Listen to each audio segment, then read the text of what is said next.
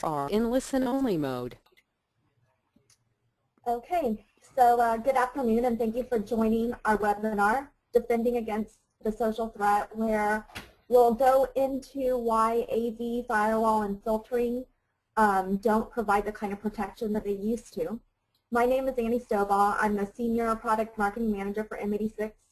I want to start with some logistics for this webinar, and then I'll introduce M86 and then hand it over to Chris Marlowe, who'll go into detail on how to defend against the social threat and enable your users to freely access social networking tools without the risk of malware or productivity loss. So first, all viewers are muted, so you don't have to worry about your background noise, but if you would like to ask questions or communicate with us, then you can enter your comments in the text box. We'll collect all of the questions and have a Q&A session at the end. And then lastly, we get this question a lot. This presentation is being recorded, so we'll send a follow-up email, and that email will have a link to the recording so you can view this on demand after today. First, I want to start with a few points about M86 security. The company was founded in 2009 as a result of the merger between 86, which was a leading web content filtering company, and Marshall out of the UK, which was a leading email security company. And later that same year, M86 acquired Vengeance Software along with its secure web gateway product and licenses to patents for real-time code analysis. Chris will go over this technology and how it differentiates M86 in a minute, but since this presentation focuses on internet security at the gateway, I wanted to point out that this acquisition and the 15+ years of development behind it has really given us a big head start in malware detection and prevention capabilities for the web gateway. And since then, M86 has led the industry with a whole slew of firsts, including we are the first company to introduce a hybrid cloud solution and the first with real-time web security. And now we are noted by IDC as the largest provider of web security appliances. We have over 25,000 customers globally and 26 million users. And then there are a few other accolades here that you can read. And then I also want to point out that we have the widest deployment options for a secure web gateway in the industry, which includes an appliance, a virtual appliance that runs on VMware, and a hybrid cloud solution.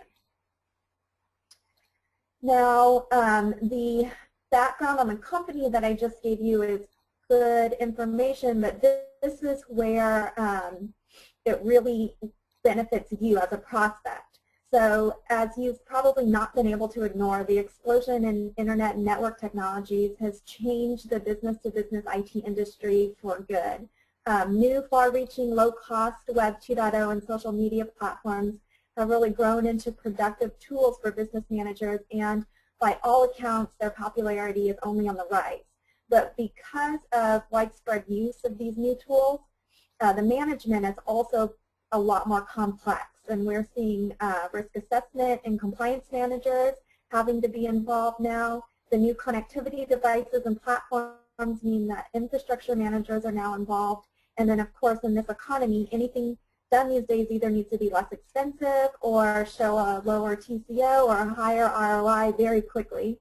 And then just to make everything more complicated, security or lack thereof is the thread that ties all of this together, because these new technologies really lead to more sophisticated malware with serious consequences like stealing data or trying to benefit monetarily. And all this sounds scary, but the good news is that M86 with our SWG can help address all of these challenges, from enabling you to utilize new business tools to simplifying reporting and compliance, which is always a headache. Our large deployment capabilities not only extend our security out to every user, but it also includes security out to those remote and mobile users. And it makes integration easy and low cost.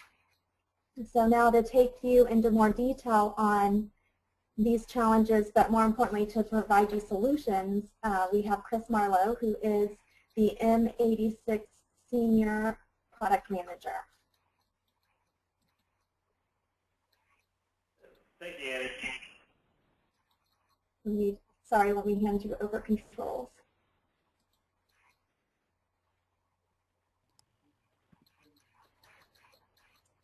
And here we go.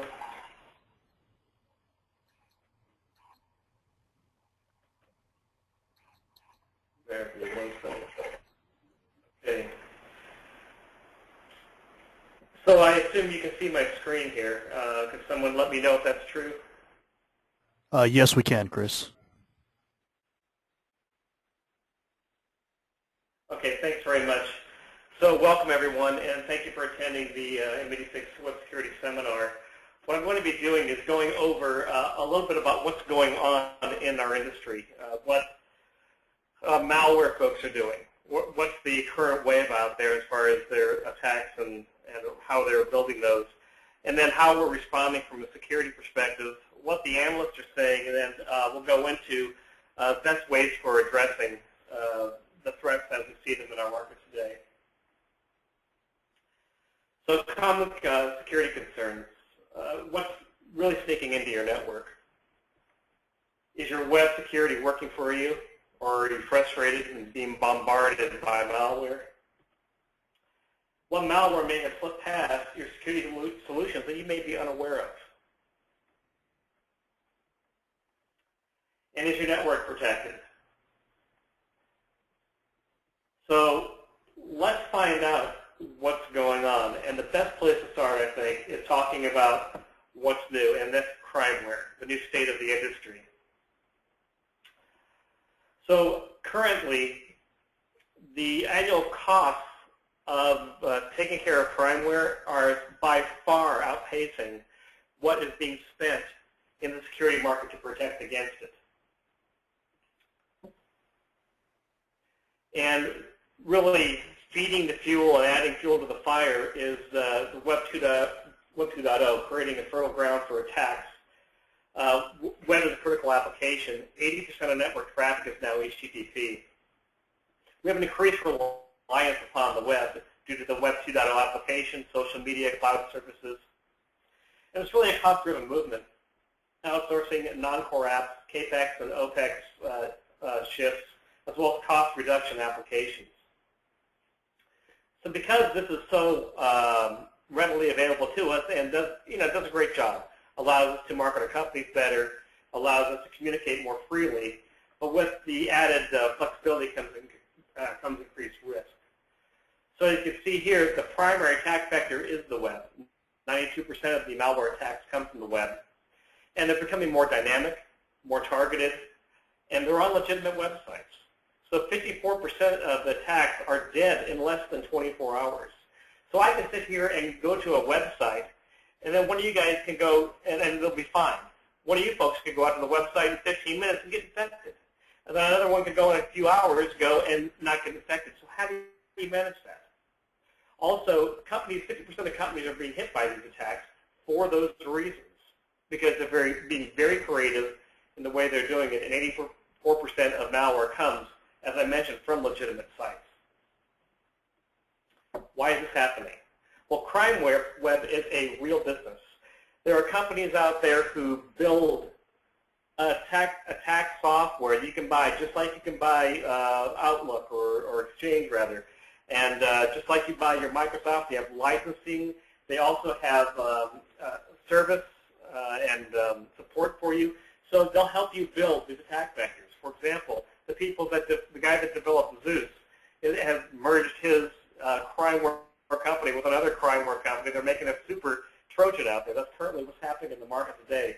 So these folks are out there. They're making a ton of money off of stealing our data. And on top of that, we have cyber spying happening between countries. This is a recent article from Reuters just from about a week or two ago.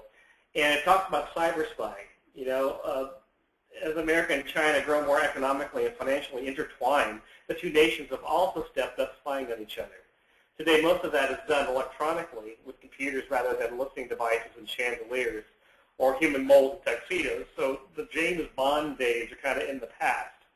what we have now is high technology spying. And what they're doing is not so much stealing intellectual property to take down your business and steal your credit cards. They're getting it to get a competitive advantage. What's your marketing scheme? What is your new product line? What innovations are you coming up with and stealing from one another? So not only do we have the malware folks out there, we have legitimate companies spying on each other. So what are the current state of cybercrime, and what can we expect in 2011? Well, mobile malware and the exploitation of mobile phones to commit fraud is top of the list. As you can see, this comes from RSA's recent survey, or report rather. Malware in the enterprise. RSA found that just among the Fortune 500 companies, 88% demonstrated botnet activity. 88%. That means only 12% didn't have a botnet living in their environment and associated with their domains, and 60% had email addresses compromised by malware. This is partially due to what we've already noticed, the malware tick up for gain on the black market, as well as the country-to-country spying to try to gain a competitive advantage, which leads to Trojan wars. Competition among the malware developers themselves and the black market, and trying to outpace themselves to build the next new Trojan. The next new one is they're calling it Super Trojan.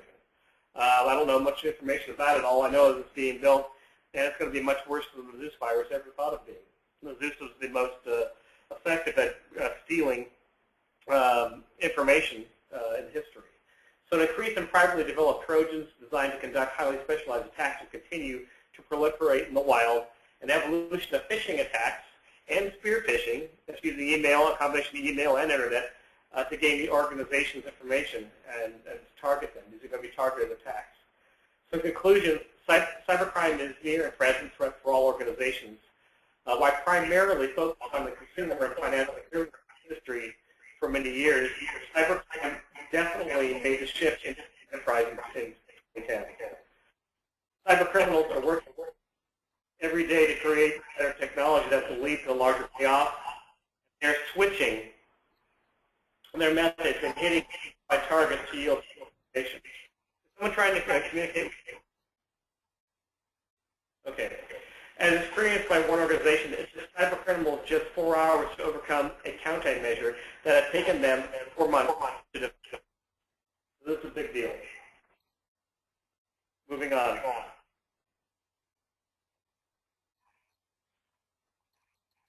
So ignore the 3% at the top for a minute. Let's focus on the bottom.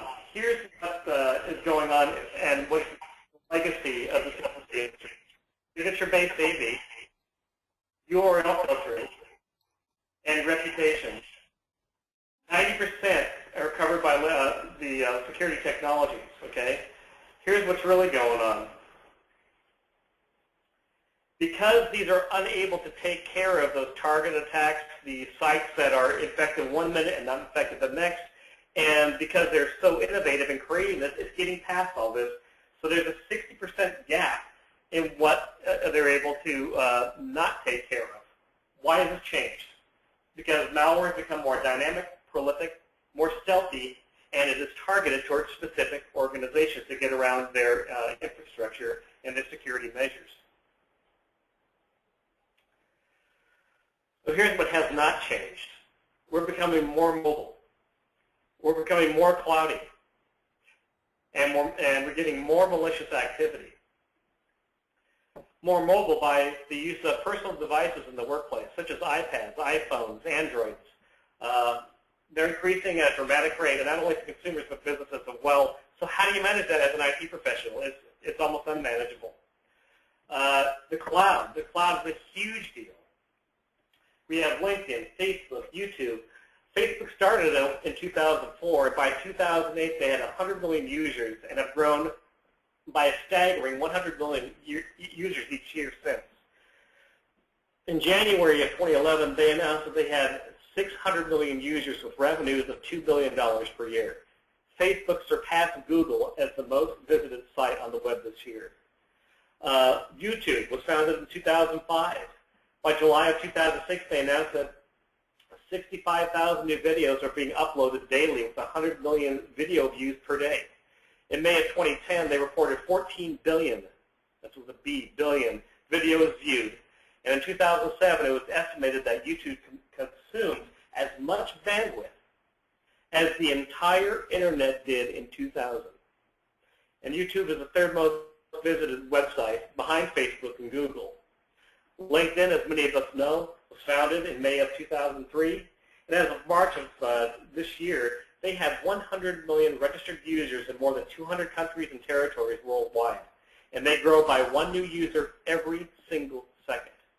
They filed for IPO in January, and the company's revenue in the first 9 months of 2010 compared to the same time interval for the previous year, up to $161 million.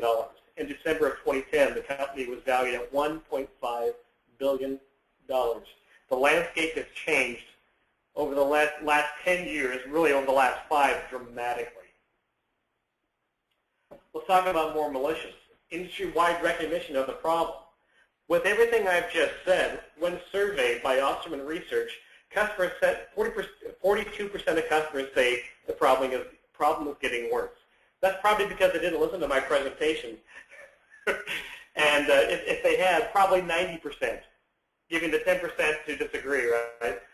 90% would probably agree that this is a huge problem, okay, and it's going to be getting worse. So let's talk about today's malware landscape just for a minute. The threat dynamic has changed. We've already noticed that. 30% increase in enterprise malware attacks from 2008 to 2009. It's gotten worse this year. Over 2010. 90% attacks come from the web. We've already noticed, and there's 84% of the malware is on legitimate websites. So what's the industry response then? Well, we're still using signature-based antivirus. We're still using URL filtering, honeypot networks, and reputation analysis. And Symantec in 2009 said they had produced more antivirus signatures in that year than they had in the previous 17. So what's the security industry doing about the problem? Not a lot, to be honest. And we're in the security industry, so, let's find out why. We need to look at a brief history. The comedian Bill Cosby tells a story that starts the way an American football game begins, with a toss win. The winner of the coin toss can choose either to receive the kickoff, defer to the second half, whichever is most advantageous for their team, that's what they're going to do. Cosby then asks, what if there is a coin toss at the beginning of some of the more high-profile events in history, like the Revolutionary War? And he goes on to tell how there was a coin toss between the colonists and the British. Well, the British lost the coin toss, and when the colonists were asked what they would like to do, they said, well, we'd like to dress in the colors of the forest and the rocks and shoot from behind rocks and trees, and the British have to wear red coats and march in a straight line from the open so we could shoot at them. So this funny illustration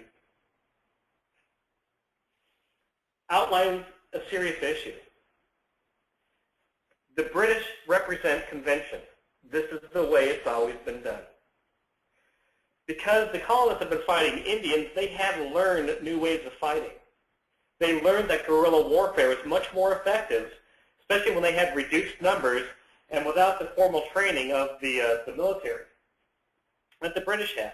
And the British have been fighting that way, the gentlemanly way, for centuries. They line up, face each other, and slaughter each other.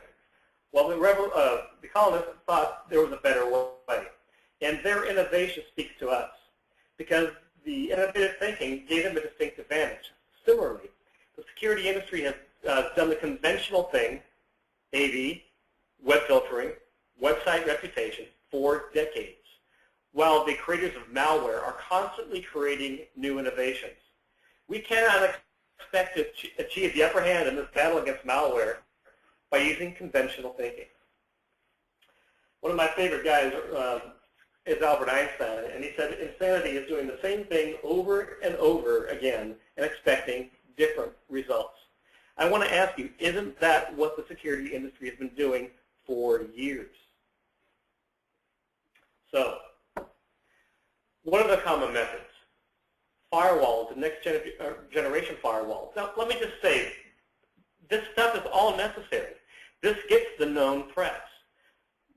But, you know, firewalls have been around for a very, very long time. They serve a good purpose. The first application firewall, I don't know if you knew this or not, was built by DEC, and they called it the DEC Seal. And it came out in June of 1991, 20 years ago. AV's 1980s technology. Heuristics are rife with false positives. And web filtering and content control is mid-90s technology. So we're dealing with old technology, and we have folks out there that are building new stuff every single day. There's also a misnomer in the marketplace. Everybody has real time. I have real time this, I have real time that. What's the difference? What differentiates, for example, M86 from all these other people out there that are saying they have real-time updates, real-time code analysis, whatever? Before we get there, we need to understand what real-time means because it's been lost.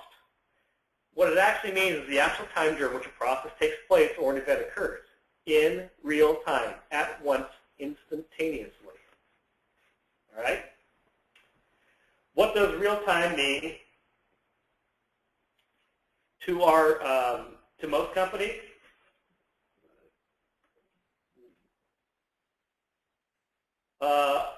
URL lists. Well, we update our site as soon as we find them in real time. Okay. Antivirus. Well, we update the new attacks once they're discovered and signatures are created, and we do that in real time. Heuristics, as I mentioned, it's rife with false positives. They can do it in real time, but there's so many mistakes made that the overblocking is ridiculous. Here's some more security flaws.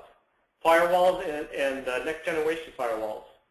You can poke holes for access, but with so many exceptions for Web 2.0 traffic, and there's so many holes in the firewall that it's ineffective.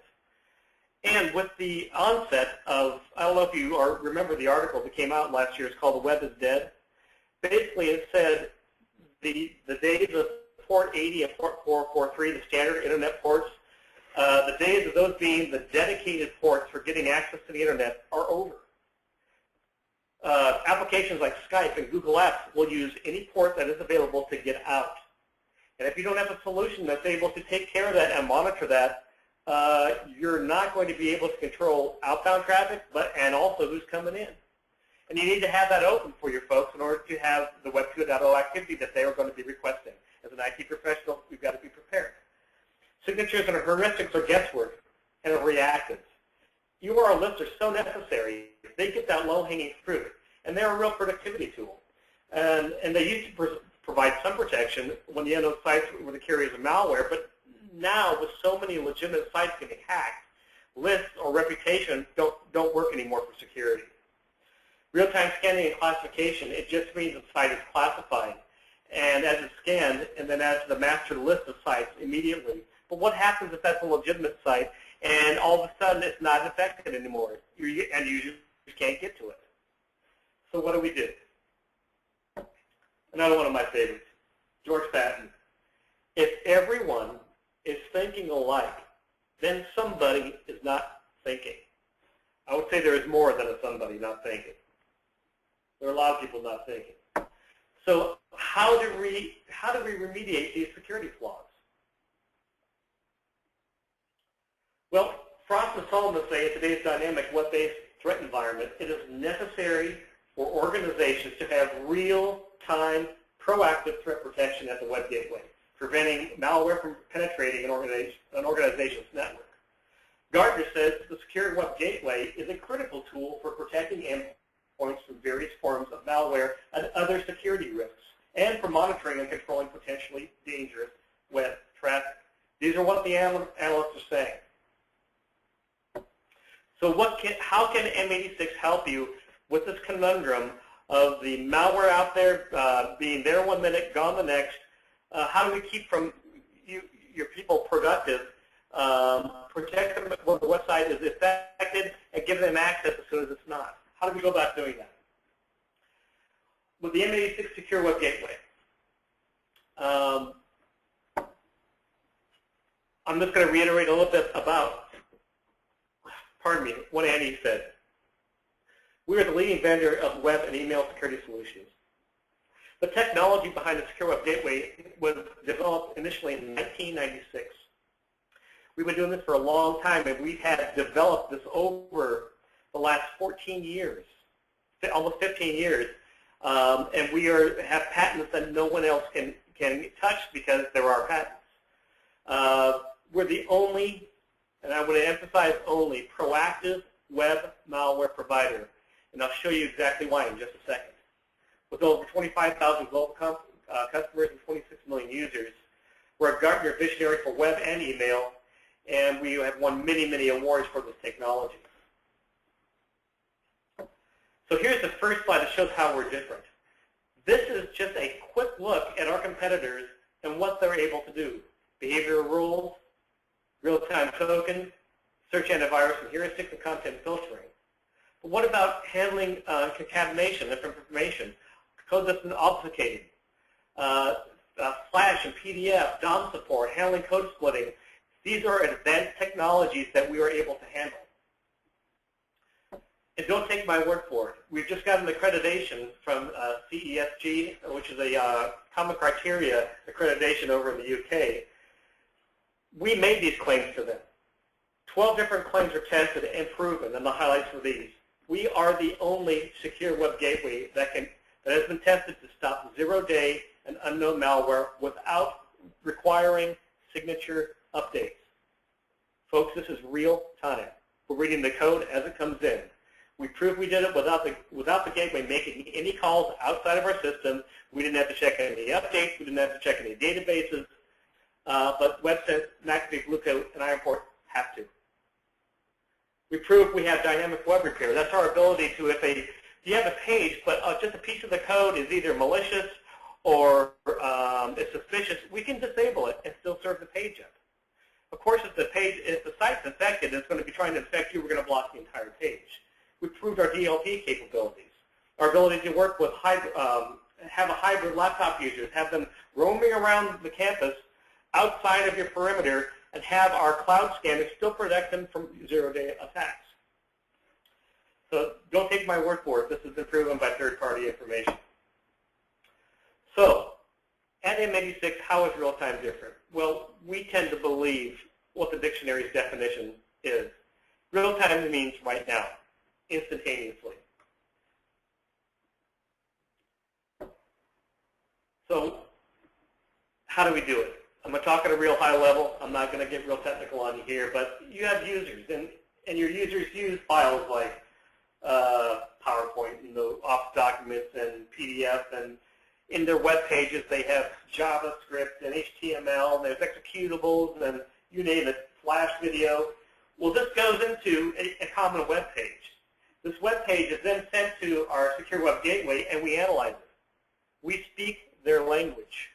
We can read this outgoing information, and if it's infected, we can, hey, let the administrator know we got something inside here. Okay? Then we give them access to their Web 2.0 sites.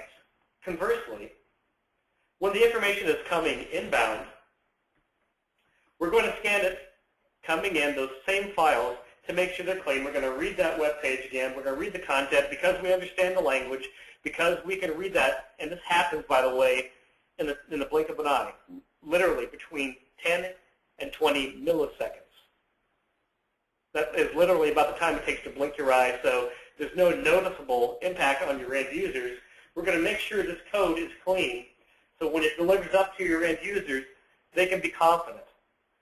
This enables, folks, you don't have to poke holes in your firewall. Because the information is being scanned in both directions, you're able to give them as much free rein as they need to do their business. If they need to post things on Facebook, they can certainly do that because that's become a viable tool for marketing in our industry. Here's a case study. So this represents a test of 10,000 URLs in a live customer environment. Third level of testing on a live network. we got 2 malware exploits that Blue Coat and McAfee missed. This is a 1-second snatch of time, okay? So, I'm sorry, it represents 10,000 URLs, 1 second of traffic for 100,000 users. If all the employees on their internet were on the internet for 2 hours per day, and a 7.5% success rate of infection represents 1,080 infections per day. The average ranges are from 7 to 20% in real life. Also, this includes 50% malware infections on the same PC. At $100 of reimaging costs per PC, that's $3 million in PC reimaging costs alone for this corporation. Also, a major incident averages $234,000 in cost. So the cost can include cleanup, reputation costs, customer records loss, and regulatory costs. And if 1/1000th are major infections, if 1/1000th of the infections that got into a network of this kind, that would be an additional $3.3 million. So this extrapolates out into big dollars for the IT folks, for the corporation, and for loss of confidence by consumers if you're a consumer-based company. So what do we do to protect you? Our new content does this. The malware entrapment engine is what I just outlined in that quick slide about protecting your users. We speak that language, and it goes beyond that. We monitor vulnerabilities. You know, vulnerabilities are known things. They're out there, people know about them, and the malware folks know about them. So what we do is we monitor and protect the vulnerabilities.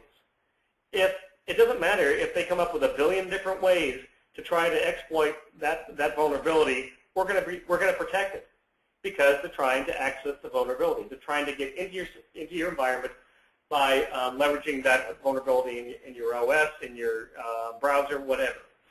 So we monitor those kind of things. Also, a lot of the attacks today are happening within the browser themselves, so they never get downloaded to the hard drive. We're able to read the page in real time, understand what the calls are, prefetch the information. There's scripts being called. What is that script going to be doing? And once again, to reiterate, happens in between 10 and 20 milliseconds. We offer this, as Annie mentioned earlier, in 2 ways. We have an appliance, and we can offer this in VMware as well. We have a product that allows, if you're an education customer, or if you're a corporate customer, and then you want to use YouTube videos, for example, to teach the kids or have a CEO address, you can have that run through the secure web gateway, strip out all the extraneous content and advertising, and serve that information up and be confident that that video stream is clean. We have social media controls, as I alluded to before, allow you to go to Facebook and to the YouTubes and to LinkedIn's and Twitter or whatever you need to be doing to keep your corporation or your school or education environment protected but productive. We also have SIM integration, not only with our site, but also with other. We have the standard formatting that will fit most SIEM customers, allow them to get those aggregated logs and to be able to report on them. And we also, as I mentioned earlier, have a cloud edition of this. So if you want to create your own cloud, it's really simple with our product. We offer this up in, like I said, hardware and software. We have a world-class reporter as well. This reporter will take the logs, aggregate them. You can do forensic reporting. You can do security reporting. You can do productivity reporting, whatever you want.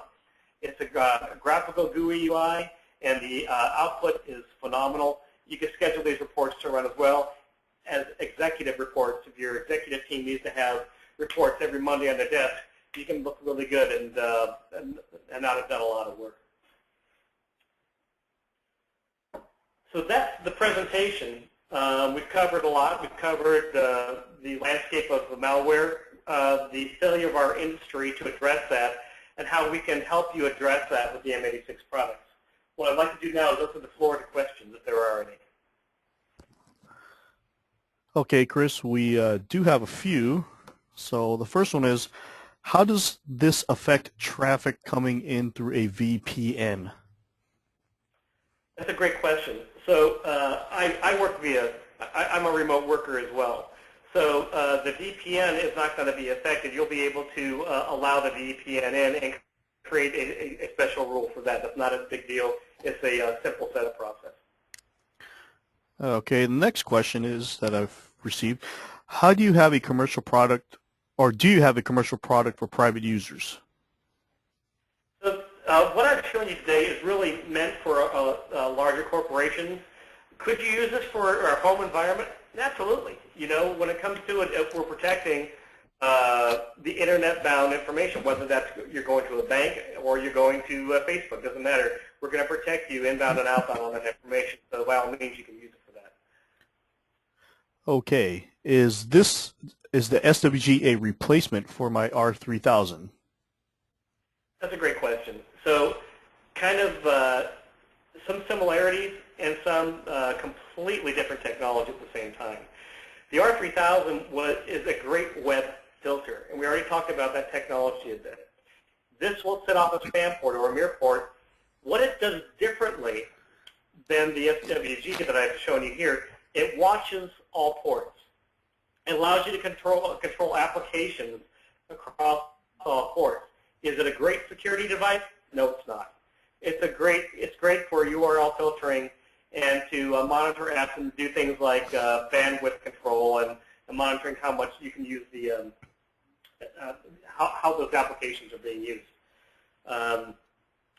What the SWG does is it protects you against the internet attacks. That's a specific. Now, with that said, you can use them in concert with each other. You can use one for the application control and use the SWG for security. That's completely doable. So I guess that leads into this next question. How does this work in conjunction with the M86 WF appliance? Yeah, I mentioned that. So you could have have the SWG do your security. Have the web filter do your filtering and application control, bandwidth management. The beauty of this is the security reporter I mentioned a minute ago, we can aggregate logs from both technologies into a single interface, so you have reporting not only on your security, but also on your application activity and bandwidth management. Okay, next question that just came in. Will this do anything about web attacks aimed at custom in-house apps?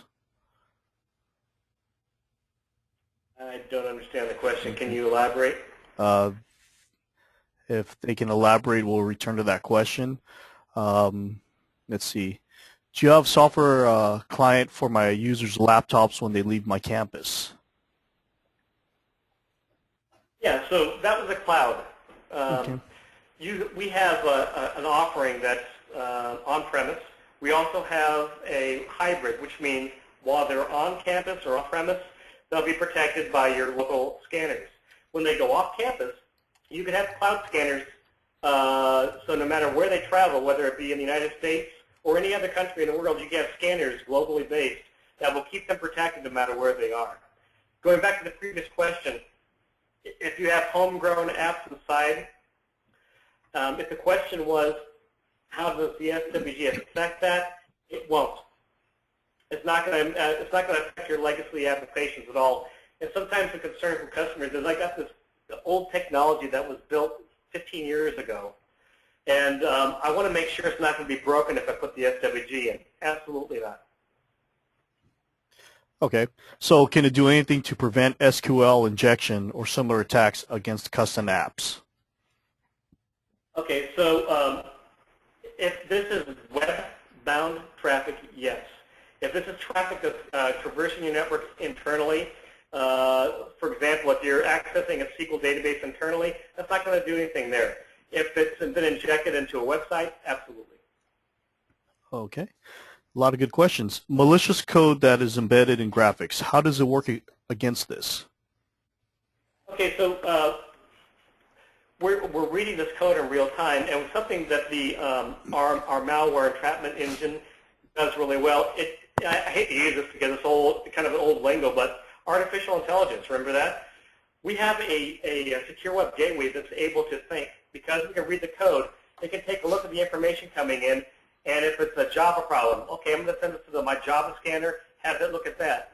If it's an executable, I'm going to send it to my binary scanner. If it's a JPEG, for example, like an image file, I can go in, and because we can read the code, if there's something that looks suspicious, because each one of these programs or each one of these applications, or images rather, has a specific profile about them. If it falls outside the realm of normal, our pre-scanner is going to go, you know what, this looks suspicious, let's give it a closer look and send it to a deep scanner.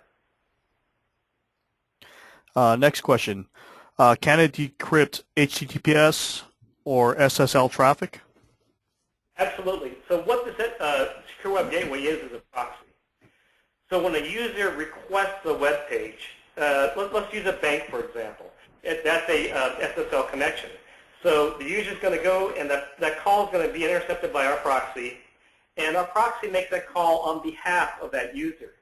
So that means when the bank responds, it's going to send it the certificate, half the certificate, and then when the proxy responds on behalf of the client, the other half of the certificate is then delivered by the bank, and then we're able to open and read the SSL. This is common man-in-the-middle technology. How are users authenticated with AD when browsing through the proxy? Okay, we integrate directly with Active Directory and other open LDAP applications. So you can get your information, your Active Directory structure, and import it directly into the SWG. So it's mirroring one another. Okay, using this product, is there a true bandwidth monitoring piece? Any reports on that? No, so this is not bandwidth monitoring. This is specific to web-bound traffic, inbound and outbound. So we don't do any bandwidth shaping or bandwidth reporting. The web filter does though. Like I mentioned before, you can use them in conjunction with one another. Next good question. Is there any configuration necessary for the end user? No. Well, it is a proxy, so if you're using Active Directory, for example, you can set the configuration of the browser in Active Directory and push that out so it directs all your browsers directly to the Secure Web Gateway, for example. You can also build a pack file and do it that way, manually put the information in, or this is also deployable in transparent mode. So transparent mode means you don't have to really do anything.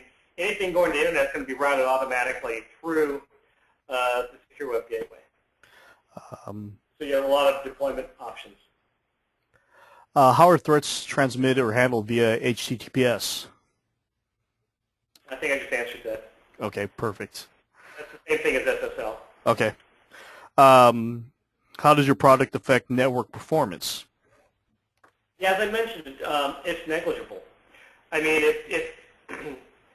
if you can count to 1001 before a web page loads in your current environment, it's going to look almost identical. Maybe 1001, something like that. Blink of an eye. That's all it's going to be. It's going to be almost unnoticeable.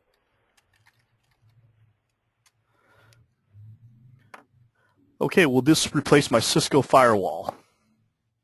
That's a great question. So firewalls serve a great purpose. You know, they protect that physical layer, and they do multiple ports. Okay, they do all ports. We're doing specifically the internet ports. So you would not replace the Cisco firewall with the Secure Web Gateway, but they would work in conjunction with one another, absolutely. Great. How about for mobile devices like smartphones? Are they covered or protected? Yeah, you know what? Not currently. We're working on that technology. That's a roadmap item for us, and not just boy, we should do it someday. It's on our current roadmap. That should be out in the next 9 to 12 months, I would imagine. Don't hold me to it. We have someone from a private school, and they provide MacBooks and iPads to their students. They're allowed to take these devices off campus, so the students have admin rights over the computer. So when they are at a web cafe, for example, are they protected? If you deployed our web scanner, yes. Well, you know what? They're Macs. So there are things we can do, but it's not officially supported. That's something we're working on currently. But because of the proliferation of Macs in not only the education market, but in the business market, we want to have something go to market very, very, very soon. That's a great question. How soon until the competition catches up, or is the engine functionality patented? It is patented. We have patents that go back years. We have about, I believe, 7 patents on the technology. So people have tried in the past to reverse engineer our technology without success. We've been doing this for a long time. We are the leader in the market by a long way.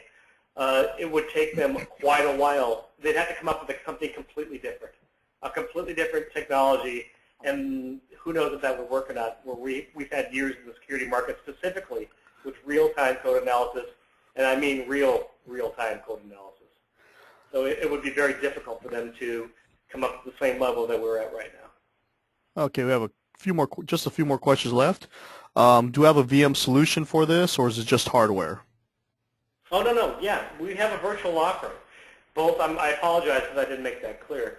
We have a hardware-based system. We also support VMware ESXi 4.1 or higher. 4.1 was released last July, so it's not the latest and greatest, so you don't have to worry about it not being covered. You should be able to load this into your environment and be ready to go if you're running VMware. Pretty easy to do. Okay. What about training requirements or suggestions for an SWG administrator? Are there any, or what are they?